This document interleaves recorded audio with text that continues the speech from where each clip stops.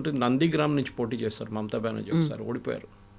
సువేందు అధికారి BJP opposition leader, ఇప్పుడు opposition leader ఓడించారు. మమతా బెనర్జీ ఈసారి భవానీపూర్ నుంచి పోటీ చేయబోతున్నారు. She's change their constituency. అంటే ఆమె ఎప్పుడు రెండు కాన్స్టిట్యున్సీ నుంచి పోటీ చేస్తుంది, ఎందుకంటే ఏదైనా ఒకటి కౌంటర్మెంట్ అయితే ఇంకో కాన్స్టిట్యున్సీ నుంచి గెలవచ్చు అని చెప్పి.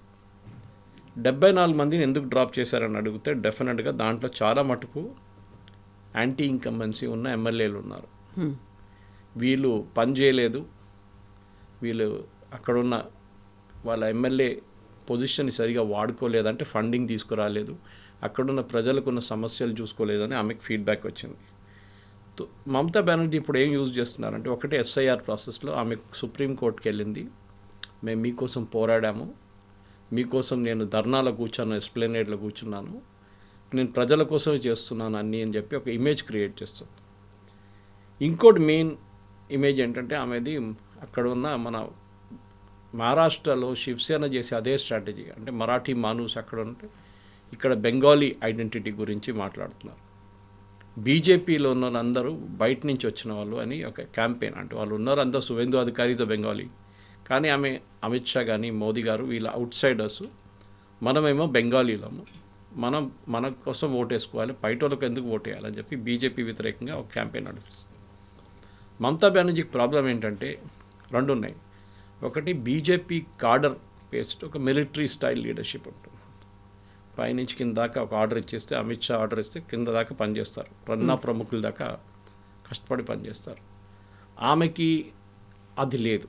ఆమె దగ్గర ఉందంటే ఫుడ్ సోల్జర్స్ అనేది వెళ్ళి కొట్టరా అంటే కొట్టడానికి మనుషులు ఉన్నారు, కానీ పని చేయాలంటే పని చేయడానికి మనుషులు లేరు వాళ్ళ దగ్గర. చాలా వైలెంట్ క్యారెక్టర్స్. ఆర్జీ కార్ హాస్పిటల్లో జరిగిన బలాత్కారం, మెడికల్ కాలేజ్ జరిగిన బలాత్సంగం, ఆ కేసు ఒకటి రేప్ కేసులో చాలా మటుకు మమతా బెనర్జీ ఇమేజ్ దెబ్బతిన్నది అక్కడ. దాంట్లో దాన్ని కవరప్ చేయడానికి ట్రై చేశారు, దాని తర్వాత ఫ్యామిలీని హెరాస్ చేశారు, దాని తర్వాత సుప్రీంకోర్టు వచ్చారు, సుప్రీంకోర్టు నుంచి మళ్ళీ కలకట్టా హైకోర్టుకి వెళ్ళింది. ఇప్పుడు ఆ కేసు ఎక్కడుందో తెలియదు మనకి. 1 year కూడా దాటిపోయింది. గుర్తు పెట్టుకుంటారంటారు అక్కడ ఏం జరిగింది. పబ్లిక్ మెమరీ షార్ట్ ఇండియాలో. ఆ ఫ్యామిలీకి గుర్తుంటుంది, వాళ్ళ జీవితం మొత్తం మర్చిపోరు వాళ్ళు, కానీ మనం మర్చిపోతాం. So law and order is a big issue in West Bengal. ఒకటి బీజేపీ ఏం పైకి తీసుకొస్తున్నారంటే, బీజేపీ పుష్ చేసిన నేరేటివ్ ఏంటంటే బెంగాలీలు ఉన్నారు ఇక్కడ అంటారు, ఆల్ ఆర్ బెంగాలీస్. బట్ బయట నుంచి వచ్చేవాళ్ళు, అక్కడి నుంచి వచ్చిన బంగ్లాదేశీలు ఇక్కడ వచ్చి బెంగాలీని మార్చేశారు మొత్తం అని చెప్పేసి. అది ఎప్పటి నుంచో నా ఆరోపణ, ఇప్పుడు కాదు. అస్సాం వైపు కూడా మనకు తెలుసు, బద్రుద్దీన్ అజ్మల్ వాళ్ళ పార్టీ ఏఐయుడిఎఫ్ ఉంది అక్కడ. ఇక్కడేమో వెస్ట్ మిద్నాపూర్ కానీ, అవుటర్ కల్కట్టా కానీ, మాల్డా, ముర్షిదాబాద్, ఇదంతా ఒక బంగ్లాదేశీ ఇన్ఫిల్ట్రేషన్తో వచ్చిన కేసు. వాళ్ళదే ఈసారి ఎలక్షన్లో చాలామంది బయటపడ్డారు, వాళ్ళ లిస్టులో వాళ్ళ పేరు లేదు. ఒకటి మతో కమ్యూనిటీ అనే కమ్యూనిటీ ఉంది, హిందువులు, వాళ్ళు బంగ్లాదేశ్ నుంచి వచ్చిన హిందువులు. వాళ్ళకు కూడా సిఏ మొత్తం ఇంప్లిమెంట్ చేయలేదు ఇంకా. ఇప్పుడు బీజేపీ లీడర్స్ ఇప్పుడు లేచి సడన్గా సిఏ మొదలుపెట్టారు. వాళ్ళకి ఎస్ఎంఎస్ఎస్ వస్తున్నాయి ఫోన్లో, దట్ యువర్ సిటిజన్షిప్ అప్రూవల్ ప్రాసెస్లో ఉందని చెప్పేసి. కానీ ఓటు వేయొచ్చా లేదా అనేది ఇంకా క్లారిటీ లేదు. ఒక 22 కాన్స్టిట్యువెన్సీలో పర్టికులర్ డిస్ట్రిక్ట్స్లో వీళ్ళు మెజారిటీలో ఉన్నారు మతో కమ్యూనిటీ. లాస్ట్ టైం బీజేపీ వీళ్ళని లైట్గా తీసుకున్నారు లాస్ట్ లోక్సభ ఎలక్షన్ 2024లో. అంటే వాళ్ళు క్లియర్గా చెప్పారు, మాకు సిటిజన్షిప్ ఇవ్వాలి. సిటిజన్షిప్ అమెండ్మెంట్ యాక్ట్ తీసుకొచ్చి 5 సంవత్సరాలు అవుతుంది, దాన్ని నోటిఫై చేయలేదు. అంటే రూల్స్ తీసుకురాలేదు. మీకు గుర్తుంటుంది, ఆల్మోస్ట్ 4.5 సంవత్సరాలు రూల్స్ నోటిఫై చేయలేదు. అది ఎందుకు చేయలేదో తెలియదు. దాని మేజర్ ఇంపాక్ట్ ఈ కమ్యూనిటీ మీద పడ్డది. సో వాళ్ళు 20, 30, 40 సంవత్సరాల నుంచి సిటిజన్షిప్ లేకుండా ఉంటున్నారు వెస్ట్ బెంగాల్లో. కొంతమంది వెస్ట్ బెంగాల్ నుంచి మిగతా స్టేట్స్ కూడా వెళ్ళిపోయారు. వాళ్ళు ఏం చేశారు, లాస్ట్ 2024 ఎలక్షన్లో బీజేపీని ఒక లెసన్ నేర్పిద్దాం, వీళ్ళు ఇంత లైట్ తీసుకున్నారని చెప్పి బీజేపీ వ్యతిరేకంగా ఓటేశారు. దాంతో బీజేపీ ఎంపీ సీట్లు పడిపోయినాయి వెస్ట్ బెంగాల్లో, చాలా డ్రాస్టిక్లీ పడిపోయింది. మహారాష్ట్ర, ఉత్తరప్రదేశ్, వెస్ట్ బెంగాల్, ఈ 3 రాష్ట్రాల్లో బీజేపీ ఇమేజ్ చాలా పెద్ద దెబ్బతిన్నాయి. నంబర్ ఆఫ్ సీట్ తగ్గింది. దానికోసం BJP on their own majority రాలేదు. సో ఈసారి కరెక్ట్ చేస్తున్నారు. అమిత్ షా గారు ముందే వెళ్ళారు, అక్కడ వెళ్ళి మాట్లాడి, నేను చెప్పాను చూడండి, అందరికీ ఎస్ఎంఎస్లు పంపిస్తున్నారు, ఇప్పుడు మీ సిటిజన్షిప్ అప్రూవ్ అయింది, మీకు సర్టిఫికేట్ కొన్ని రోజులు ఇచ్చేస్తున్నాను అని చెప్పి. కానీ దాంతో బీజేపీ ఈ 25 సీట్లు గెలుస్తారా, ఎక్స్ట్రా సీట్లు గెలుస్తారని చూడాల్సింది. ఇప్పుడు మమతా బెనర్జీ ఏమంటుందంటే మేము 225 సీట్లు గెలవడానికి మేము ట్రై చేస్తున్నాం, గెలుస్తామని చెప్తున్నారు ఆమె. కానీ ఈ పాత దాంట్లో మమతా బెనర్జీ దగ్గర ఉన్న పాత ఎమ్మెల్యేలు కొంతమందిని తీసేసినా కానీ వాళ్ళు పోటీ చేయడానికి రెబెల్ ఫ్యాక్టర్ కూడా లేరు. అది ప్రాబ్లం లేదు ఆమెకి. మిగతా స్టేట్స్ చూడండి, మీరు ఇప్పుడు మహారాష్ట్ర తీసుకోండి, ఈవెన్ బీహార్ కూడా జరిగింది. అది ఒఫీషియల్ క్యాండిడేట్స్ అంటే ఎమ్మెల్యేగా ఉన్న ఎమ్మెల్యేని తీసి పక్కన పెడితే రెబెల్గా పోటీ చేసి వాళ్ళ పార్టీ ఛాన్సెస్ని స్పాయిల్ చేస్తారు వాళ్ళు. సో డెడికేటెడ్గా పాత దాంట్లో వర్క్ వాళ్ళందరినీ పక్కన తీసి కొత్త ఫేసెస్ని తీసుకొచ్చారు. కానీ ఈ పాత ఫేస్ల బదులు వాళ్ళు ఏం చేశారంటే recognisable film stars, cricketers, music directors, పాట పాడుతున్న మ్యూజిషియన్స్ వీళ్ళందరినీ తీసుకొచ్చారు. అంత బెంగాలీ ఐడెంటిటీ. ఇప్పుడు మీరు చూస్తుంటే దీనికన్నా ముందు సాగరికా ఘోష్ని she made her an MP, Menaka Guruswamy advocate మన హైదరాబాద్ నుంచి ఆమె actually, and she was made an MP, ఇప్పుడు రాజ్యసభ ఎంపీ చేశారు. Former commissioner of police and కల్కటాది ఆయన్ని రాజ్యసభ ఎంపీ చేశారు. ఐడియా ఏంటంటే ఈ రెగ్యులర్ పొలిటీషియన్ ఫేస్ చూపించకుండా ఒక కొత్త ఫేస్ చూపించడానికి ట్రై చేస్తున్నారు మమతా బెనర్జీ. అందులో మేనకా గురుస్వామి LGBTQ కమ్యూనిటీని రిప్రజెంట్ చేస్తోంది. అదే పెద్ద her father runs a huge centre in Marredpally, mister Guruswamy. So అది ఆమె స్ట్రాటజీ అంటున్నాయి ఈసారి. కానీ బీజేపీ ఏమంటున్నారు, మీరు ఒకసారి ఒక ఫిలిం స్టార్ని తీసుకుంటే, ఒక క్రికెటర్ని తీసుకుంటే, ఒక పారా అథ్లీట్ని కూడా తీసుకున్నారు ఆమె. వాళ్ళు ఏమవుతుందంటే వాళ్ళ రెగ్యులర్ దానికి వెళ్ళిపోతారు, ఎమ్మెల్యేగా ఉండడానికి ఎవరు ఉండరు చూడడానికి, అక్కడ పబ్లిక్కి సర్వ్ చేయడానికి ఎవరు లేరని ఒక ఆరోపణ వస్తుంది అన్నమాట. అట్లాంటి పరిస్థితుల్లో ఇన్ఫ్యాక్ట్ అదే నేను చెక్ చేసుకుంటూ వెళ్ళిపోతుంటే కూడా ఎందుకు మమతా బెనర్జీ ఇట్లాంటి కొత్త ఫేసెస్ని ఎందుకు తీసుకొచ్చారు అనేది ఒక పెద్ద ప్రశ్నగా వస్తుంది అనమాట. సో వాళ్ళకు ఉన్నటువంటి స్టార్డమ్ కావచ్చు, లేకుంటే ఫాలోయింగ్ని, వాళ్ళు ఫ్యాన్స్ని యూస్ చేసుకోవచ్చు అనేది కరెక్ట్. మమతా బెనర్జీ ఒక్క మాట మనం గుర్తుపెట్టుకోవాలి, వెల్ఫేర్ మెజర్స్లో షీఈ్ అ ఛాంపియన్. మీరు బహుశా శివరాజ్ సింగ్ చౌహాన్ గారు చేసిన లాడ్లీ బెహన్ కానీ మిగతా స్కీమ్లు, ఈవెన్ దేవేందర్ ఫడ్నవీస్ గారి ఎలక్షన్, దానికన్నా ముందు మమతా బెనర్జీ ఇట్లాంటి స్కీమ్లు వెస్ట్ బెంగాల్లో మొదలుపెట్టింది. అది ఆమెకు చాలా పనికి వచ్చింది. లాస్ట్ టైం ఎలక్షన్లో కూడా 215 సీట్లు గెలిచారు వాళ్ళు లాస్ట్ అసెంబ్లీ ఎలక్షన్. ఇప్పుడు వస్తున్న opinion polls I'm really surprised. ABP అనగానే ఒక యాంటీ మోదీ ఛానల్ అని చెప్పొచ్చు వాళ్ళు, బెంగాల్ బెస్ట్ ఆనంద్ బజార్ పత్రిక వాళ్ళ దాంట్లో కూడా మొన్న వచ్చిన సర్వేలో almost neck to neck race చూపిస్తున్నారు బీజేపీ మమతా బెనర్జీకి. అది అర్థం కావట్లేదు ఎందుకని. అది బహుశా ఇదే ఉండొచ్చు, ఈ 1 కోటి మందిని ఓటర్ లిస్ట్ని తీసేస్తే మమతా బెనర్జీ ఎలక్ట్రల్ బ్యాలెన్స్ తప్పిపోతుంది కంప్లీట్గా. బహుశా అదే జరుగుతుంది. ఇంకోటి ప్రాబ్లం ఏంటంటే మమతా బెనర్జీకి ఉన్న సపోర్ట్ అంతా ఈ ముస్లిం బెల్ట్లో ఉన్న దానికి ఎగ్జాక్ట్ ఆపోజిట్ నార్త్ బెంగాల్లో ఉంది. అది మీరు సిలిగుడి తీసుకోండి, లేకుంటే డార్జిలింగ్ తీసుకోండి, మిగతా ఏరియాస్లో ఫార్మర్లీ గోర్ఖాల్యాండ్ అజిటేషన్ నడిచే ప్లేస్లో అన్నీ అక్కడ బీజేపీకి బాగా పట్టుంది. అక్కడ కూడా ఒక కన్సాలిడేషన్ ఆఫ్ హిందూ ఓట్ ఒకటి వైపు నడుస్తుంటే కన్సాలిడేషన్ ఆఫ్ ముస్లిం ఓట్ ఇంకో వైపు నడుస్తుంది. దీని నడిమిట్లో కాంగ్రెస్ CPM ఉన్నారు, కానీ వాళ్ళు ఎక్కడ లేకుండా పోయారు. వాళ్ళు లాస్ట్ టైం కూడా 0 సీట్స్ వాళ్ళిద్దరికి. ఈసారి మేము సపరేట్గా పోటీ చేస్తామని చెప్తున్నారు ఇద్దరు. అప్పుడు కూడా వాళ్ళకి ఎక్కువ ఓటు రావు. మనం గుర్తుపెట్టుకోవాలి, ఈ వెస్ట్ బెంగాల్ అనే ఒక స్టేట్ ఆల్మోస్ట్ 34 సంవత్సరాలు జ్యోతిబాసు, దాని తర్వాత బుద్ధదేవ్ భట్టాచార్య ముఖ్యమంత్రిగా పరిపాలించిన ఈ స్టేట్ ఇది. ఆ స్టేట్లో ఇప్పుడు CPMకి ఒక్క సీటు కూడా రావట్లేదు. అది ప్రాబ్లం. ఓటింగ్ స్ప్లిట్ కావట్లేదు, which is a good thing. దానికోసం మీరు చూడండి, ఏ సీట్ అయినా కానీ మీరు ఫస్ట్ టైం మమతా బెనర్జీ ఎలక్షన్కి వచ్చినప్పుడు బీజేపీ 3వ స్థానం 4వ స్థానం ఉండే మోస్ట్ ఆఫ్ ద కాన్స్టిట్యుయెన్సీస్. అక్కడి నుంచి నెక్స్ట్ ఎలక్షన్కి వచ్చేదాకా బీజేపీ 3వ స్థానానికి వచ్చారు. అప్పుడు కాంగ్రెస్ CPM ఉన్నారు అప్పుడు కూడా. దాని తర్వాత నెక్స్ట్ ఎలక్షన్ అంటే లాస్ట్ ఎలక్షన్కి వచ్చిన తర్వాత కూడా బీజేపీ 2nd పొజిషన్కి వచ్చేసారు.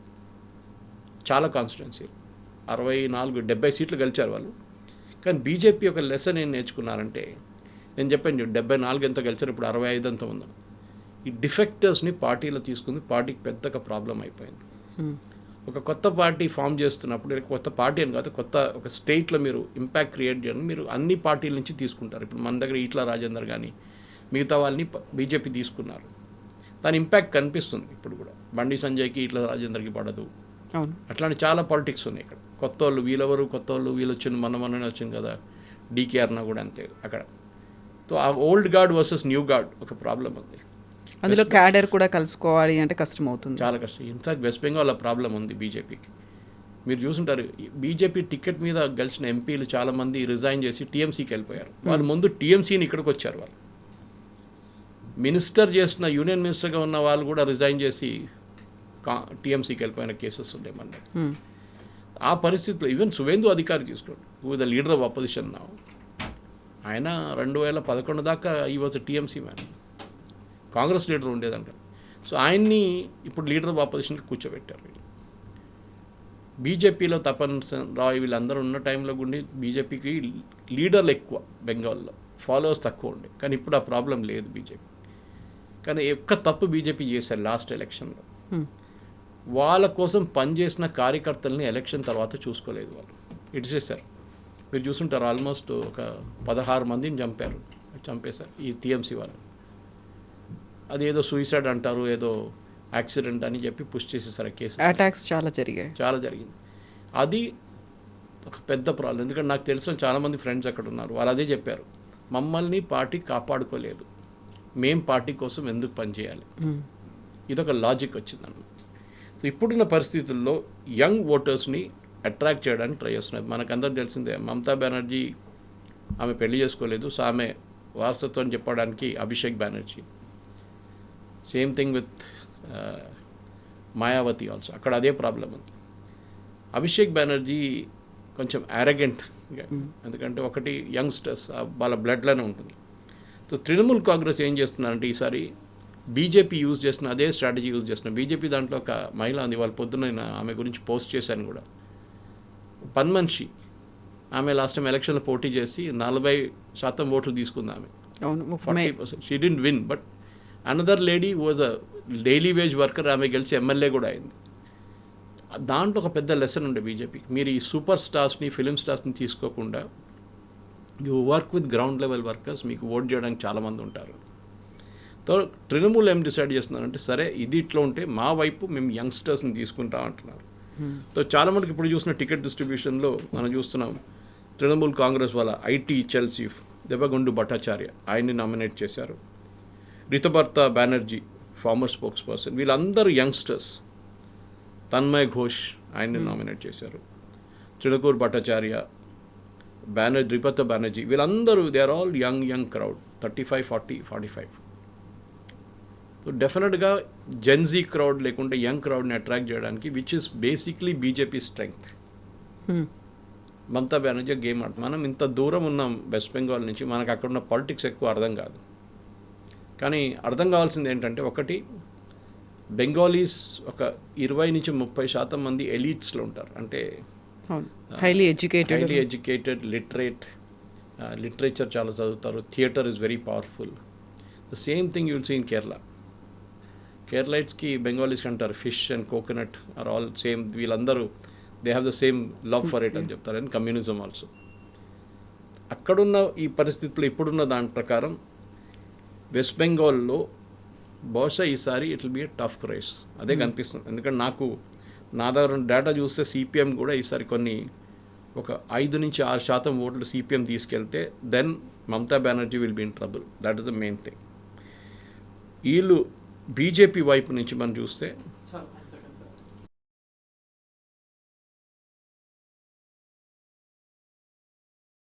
అక్కడ కూడా అదే problem. You want to ask some question or do you want me to start off? Yeah. So, బోల్డ్ అన్ని స్ట్రాటజీస్ అయితే మార్చాల్సిన అవసరం ఉంది. ఇప్పటికైతే 74 సిట్టింగ్ ఎమ్మెల్యేలను మార్చారు అనుకున్నప్పుడు, బీజేపీ ముందు కూడా అక్కడ ఒక విన్ విన్ సిచ్యువేషన్ ఉంటుందా అనుకుంటే, ఇక్కడ వస్తున్నటువంటి అనాలిసిస్లు కావచ్చు, స్ట్రాటజీలు, ఇవన్నీ 50-50% అనేది.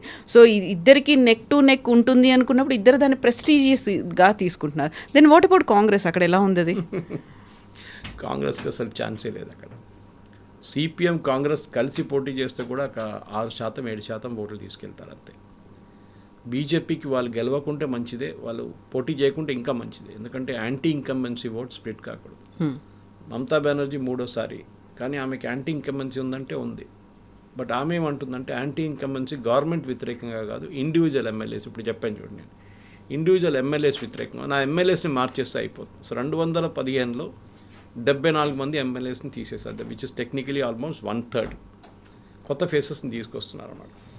అదే టైంలో కొంతమంది వెటరన్స్ని ఉంచుకోవాల్సి వస్తుంది. ఫర్ ఎగ్జాంపుల్ దెబశిష్ కుమార్, ఆయన టీఎంసీ రాజ్బిహారీ నుంచి పోటీ చేస్తున్నారు. సో కల్కట్టా పక్కన ఉన్న ఏరియాస్లో అంతే అన్నీ మనం మాట్లాడుకున్నప్పుడు ఇంటలెక్చువల్ ఎల్డర్లీ వాళ్ళని తీసుకొస్తున్నారు అనమాట. అక్కడే ఎస్ఐఆర్ ప్రాసెస్లో చాలా మటుకు ఓటర్స్ డిలీట్ అయింది ఈ ఏరియాస్ నుంచి. సో అక్కడ కొత్త వాళ్ళు తీసుకొస్తే ప్రాబ్లం అవుతుందని మమతా బెనర్జీకి చాలా క్లియర్గా తెలిసిపోయింది. ఎందుకంటే బీజేపీ దీని మీద మళ్ళీ అదే క్యాంపెయిన్ చేస్తున్నారు. అంటే మీరు బంగ్లాదేశ్ వాళ్ళని తీసుకొచ్చి ఇక్కడ పెట్టి వాళ్ళ ఓట్లు తీసుకుంటున్నారు. ఇప్పుడు జరిగిన డిలీషన్స్లో ఒక్క కాన్స్టిట్యున్సీలో అనలైజ్ చేస్తే ఆల్మోస్ట్ 20,000 మందిని తీసేశారు ఆ కాన్స్టిట్యున్సీ నుంచి ఫస్ట్ లిస్ట్లోనే. ఆ 20,000 మందిలో ఆల్మోస్ట్ 16,000 మంది లాస్ట్ లోక్సభ ఎలక్షన్లో ఓటేశారు. వీళ్ళందరూ చనిపోయిన వాళ్ళు, 10 సంవత్సరాల ముందు చనిపోయారు, దానికన్నా ముందంట 10 years above that. సో మీకు అక్కడే అర్థమైపోతుంది కవిత గారు that there is a fake voter campaign నడిచింది. దాన్ని అప్సెట్ చేయడానికి, దాన్ని కౌంటర్ చేయడానికే మమతా బెనర్జీ ధర్నా మీద కూర్చున్నారు. అక్కడున్న కొంతమంది ఇంటలెక్చువల్స్ ఏమంటున్నారు అంటే మమతా బెనర్జీ సుప్రీంకోర్టుకి ఎందుకు వెళ్ళిందంటే ఆ కోర్టు వేసుకొని అక్కడ వెళ్ళి ఆర్గ్యూ చేయడం అది చేసింది, కానీ దానికి ఇట్ బ్యాక్ ఫైర్డ్. కానీ అక్కడున్న నార్మల్ ప్రజలకి అదంతా తెలియదు. ఆమె హోర్డింగ్లు పెట్టుకున్నది, చూడండి మీకోసం మేము పోరాడాం, అక్కడ వెళ్ళి మీ ఓట్ల కోసం నేను వెళ్ళాను అని చెప్పేసి she created a big furore. దాని తర్వాత ఎలక్షన్ కమిషన్ వ్యతిరేకంగా ఆమె నడిపించిన క్యాంపెయిన్ అది కూడా మీరు చూసారు ఏం జరిగిందనేది. ఇట్లాంటి పరిస్థితుల్లో స్పెసిఫిక్గా మమతా బెనర్జీ బెంగాలీ ఐడెంటిటీని తీసుకురావడానికి ట్రై చేస్తున్నారు. ఒకవైపు డెడికేటెడ్ కాడర్ ఉన్న BJP right down to the grass root level, ఇంకొక వైపు single leader focus Mamata Banerjee. వాళ్ళ పార్టీ నుంచి సెకండ్ రంగో థర్డ్ రంగ్ లీడర్స్ అంటే అభిషేక్ బెనర్జీ ఉండొచ్చు, డెరిక్ ఓబ్రాయన్ ఉండొచ్చు, వీళ్ళు ఎవరైనా కానివ్వండి, వాళ్ళు అసలు ఎలక్షన్ క్యాంపెయిన్కి వస్తే 10 మంది కూడా వాళ్ళు రారు వాళ్ళకి చూడడానికి. కానీ మమతా బెనర్జీ అంటే వస్తారు. And she is a street fighter, let us admit it. ఆమె శరద్ పవార్ లాగా, ఎందుకంటే వీళ్ళందరూ కాంగ్రెస్ నుంచి వచ్చారు కదా. శరద్ పవార్ కాంగ్రెస్లో ఉండే, సోనియా గాంధీ ఫారినర్ అని చెప్పి నేను పట్టించుకోనని చెప్పి కాంగ్రెస్ నుంచి బయటకు వచ్చి నేషనలిస్ట్ కాంగ్రెస్ పార్టీ పెట్టారు. అదే టైంలో మమతా బెనర్జీ పార్టీ నుంచి బయటకు వచ్చి తృణమూల్ కాంగ్రెస్ పార్టీ పెట్టి, వీళ్ళందరూ కాంగ్రెస్ కల్చర్ వీళ్ళ దాంట్లో ఉంది. కానీ రెబెల్ ఉంది ఆమె. సింగూర్ అజిటేషన్ నడిచినప్పుడు మీకు గుర్తుండే చాలా మంచిది. అప్పుడు టాటా వాళ్ళు ఆ ప్రాజెక్ట్ నానో ప్రాజెక్ట్ కోసం అక్కడ ల్యాండ్ కొనుక్కున్నప్పుడు దాన్ని పెద్ద అజిటేషన్ చేశారు మమతా బెనర్జీ. లాస్ట్లో టాటా అక్కడి నుంచి వెళ్ళిపోయి వాళ్ళు సనంద్ గుజరాత్లో ప్లాంట్ పెట్టుకున్నారు నానోది. అది మమతా బెనర్జీకి ఇవాళ దాకా ఒక బ్లాక్ మార్క్గా మిగిలిపోయింది. ఎందుకంటే ఇవాళ కూడా చూడండి, అక్కడ మెయిన్ ప్రాబ్లం ఏంటంటే వెస్ట్ బెంగాల్లో అందరు అంటారు Kerala and west Bengal same అని ఇప్పుడే చెప్పాను మీకు. ఓల్డ్ ఏజ్ హోమ్ రెండు, మైగ్రేషన్ చాలా ఉన్నాయి. యంగ్స్టర్స్కి ఉద్యోగం లేదు. ఒక టైంలో బ్రిటిష్ క్యాపిటల్ ఉండే ఇండియాది, మచిలీపట్నం నుంచి వచ్చిన బ్రిటిష్ వాళ్ళు అంటే ఈస్ట్ ఇండియా కంపెనీ డైరెక్ట్ వెళ్ళింది కల్కటాకి, ఢిల్లీకి వెళ్ళలేదు వాళ్ళు ఆబ్వియస్లీ, ఎందుకంటే మచిలీపట్నం నుంచి కల్కటా దగ్గర. సో అక్కడ వెళ్ళిన తర్వాత వాళ్ళు క్యాపిటల్గా రాజధానిగా పెట్టుకున్న తర్వాత you had the best of companies Kavitha garu till 1970s 80s. ఈ కమ్యూనిస్ట్ వాళ్ళు ఏ రోజు వచ్చారో దానికన్నా ముందు కాంగ్రెస్ ఉండే కదా, సిద్ధార్థ శంకర్ రాయ్, బీసీ రాయ్, చాలామంది పెద్ద పెద్ద నేతలు ఉండే. కానీ ఏ రోజు జ్యోతిబాసు గారిది ఆ కమ్యూనిస్ట్ పార్టీ ముఖ్యమంత్రిగా అక్కడ ప్రమాణ స్వీకారం చేశారు, ఆ రోజు నుంచి కంప్లీట్ వెస్ట్ బెంగాల్ ఐడెంటిటీ పోయిందనమాట. పెద్ద పెద్ద కంపెనీ డన్లాప్ ఉండే అక్కడ, ఐటీసీకి ఇప్పుడు కూడా హెడ్ క్వార్టర్స్ ఉందనుకోండి, మెటల్ బాక్స్, చాలా కంపెనీలు ఉండే, you name it and they were there. అందరు పారిపోయారు అక్కడి నుంచి, ఎవరు లేరు. ఈ యూనియన్ ట్రేడ్ యూనియనిజం అక్కడ ఏం చెప్తారు, స్ట్రైక్, బంద్, హర్తాళ్ళు, దీంతో ఫెడప్ అయి వెళ్ళిపోయారు. ఇప్పుడు కల్కటా కానీ చుట్టుపక్కల ఉన్న ఏరియాస్లో అంత ముసలోళ్ళు మిగిలిపోయారు. It's become old age home.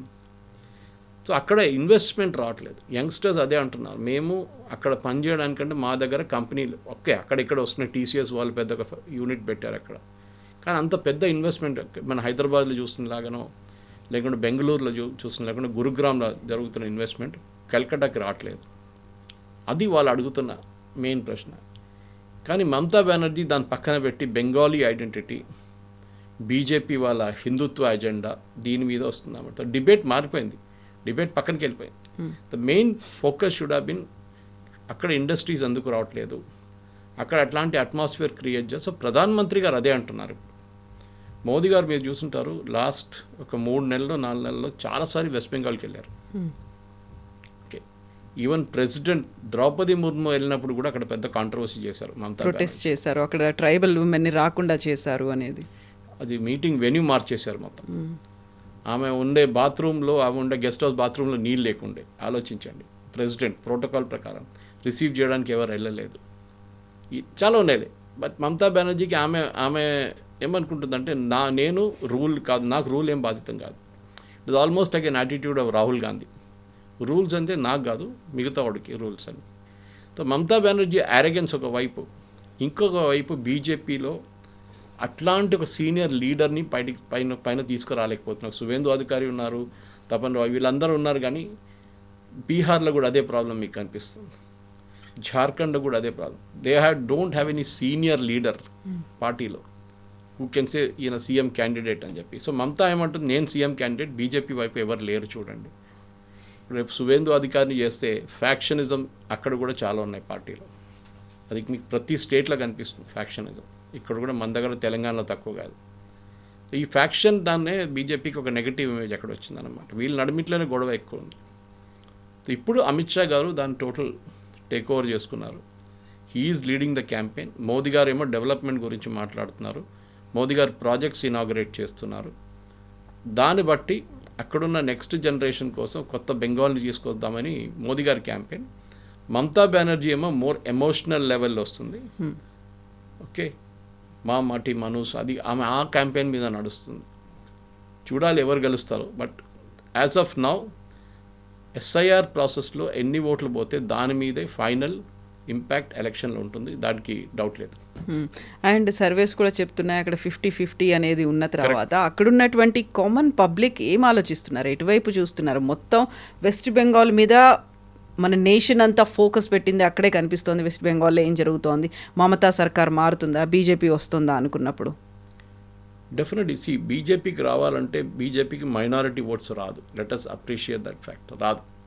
అది మీరు ముర్షిదాబాద్ ఉండొచ్చు, మాల్డా ఉండొచ్చు, 24 పర్గనాస్ ఉండొచ్చు, ఈవెన్ కల్కట్టా, అవుటర్ కల్కట్టా ఉండొచ్చు, with in Calcutta also. So దాంతోనే బీజేపీకి తెలుసు వాళ్ళు స్ట్రాంగ్ పాయింట్ అనేది బెంగాలీ ఐడెంటిటీ హిందుత్వతో కలిసిందనమాట. మమతా బెనర్జీ ఏమో హిందుత్వ ఐడెంటిటీ లేకుండా బెంగాలీని తీసుకొస్తున్నారు. ఆమె ఓట్ బ్యాంక్ చాలా క్లియర్, అది ముస్లిం ఓట్ బ్యాంక్. నాకు సర్ప్రైజింగ్ ఏమనిపిస్తుందంటే అక్కడ మన చార్మినార్ పార్టీ ఇంకా అక్కడ వెళ్ళలేదేమో. ఆయన ప్రతి స్టేట్లో ట్రై చేస్తారు లక్. ఏఐఎంఎం, మజ్లీస్, ఇత్తెహాదుల్ ముసల్మీన్. ఓవైసీ గారు ఎందుకు అక్కడ వెళ్ళట్లేదు? ఓవైసీ గారు పోటీ చేస్తారా ఈసారి? అది ఒక పెద్ద ప్రశ్నగా ఉంది. ఎందుకంటే ముస్లిం ఓట్స్ తీసుకెళ్లాలంటే ఆయన బీహార్లో చేసినట్లు 5 ఎమ్మెల్యే సీట్లైనా ఆయనకు డెఫినెట్గా వస్తుంది. కానీ బెంగాల్లో ఆయన చేయట్లేదు. దానికి కారణాలు ఉండొచ్చు ఏదైనా. Maybe anti BJP anti Mamata Banerjee ఓట్ని స్ప్లిట్ అయిపోతుంది ఒకటి. నెక్స్ట్ ముస్లిం ఓట్లు తీసుకెళ్ళిపోతే దాని బెనిఫిట్ బీజేపీకి వస్తుంది బీహార్లో జరిగినట్లు అని చెప్పి ఓవైసీ గారు థాట్ ప్రాసెస్ ఉండొచ్చు. ఎందుకంటే పక్కన అస్సాంలో పోటీ చేస్తున్నారు ఆయన, ఇక్కడ ఎందుకు చేయట్లేదు? అండ్ లాస్ట్ మినిట్లో ఏమైనా అనౌన్స్మెంట్ ఉండొచ్చేమో, చెప్పలేం. ఉండొచ్చు, ఏదైనా జరగవచ్చు. ఎందుకంటే ఇప్పుడు ఒక రాజ్యసభ ఎలక్షన్లో మనం చూసాం, ఎంఐఎం ఓట్ చేశారు. ఓకే, ఎంఐఎం ఓట్ చేసిన తర్వాత కూడా బీహార్లో గెలవలేకపోయారు వాళ్ళు, తేజస్వి వాళ్ళ పార్టీ. సో వీళ్ళు అలయన్స్గా ఉండరు. కానీ ఓవైసీ